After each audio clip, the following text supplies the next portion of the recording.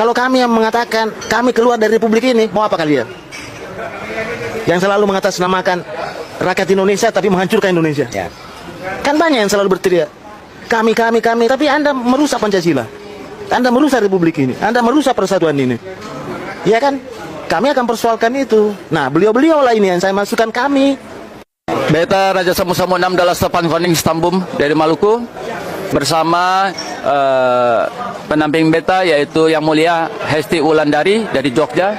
Kemudian ada dari Kesultanan Banten yaitu Yang Mulia Raden Dedi Sabren. Kemudian ada Yang Mulia Tubagus Surya.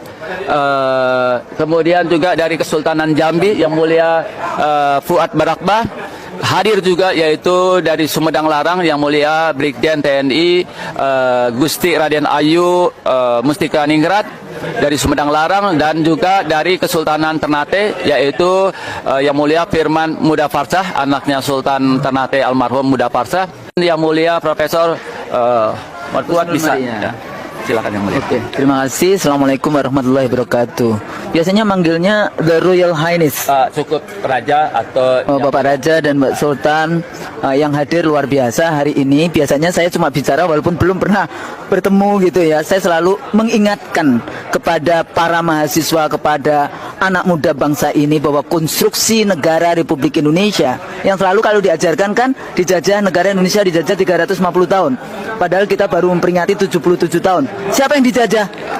Nenek moyang beliau-beliau ini, kerajaan-kerajaan yang dulu ya dari Aceh sampai Tidore. Bahkan saya mengatakan Indonesia hari ini itu adalah Uni Indonesia seperti Uni Eropa. Karena dulu adalah bangsa Aceh, maksudnya dari bangsa Ambon, bukan? Maluku.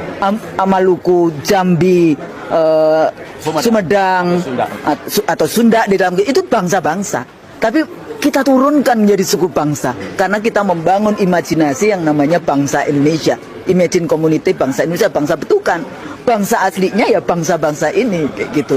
Jadi perjuangan atau keikhlasan yang luar biasa, kerajaannya, otoritasnya, kekayaannya, rakyatnya diserahkan di dalam membangun itu. Tapi tidak mendapatkan apresiasi. Bahkan kalau kita katakan, kita dari dulu ya, saya dengan Pak Mulyadi seringkali kalau mendiskusikan DPD, bukan DPD ya, jadi Dewan Perwakilan Daerah atau wakil golongan, sebetulnya golongan-golongan ini yang sah untuk duduk menjadi perwakilan wilayahnya. Sehingga root akar dari bangunan negara Republik Indonesia itu masih ada.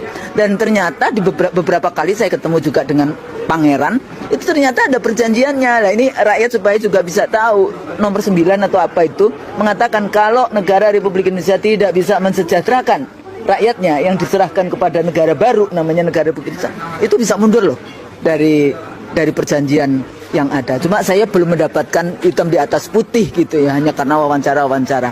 Nah ini untuk mengingatkan semuanya bagaimana bangunan negara Republik Indonesia itu bukan take it for granted begitu saja.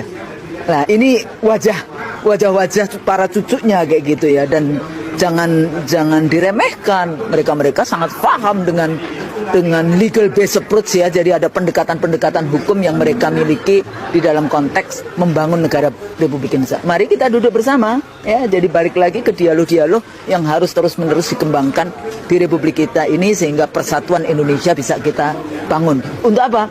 Untuk masyarakat adil dan makmur. Keadilan untuk siapa? Seluruh rakyat Indonesia, bukan cuma segelintir.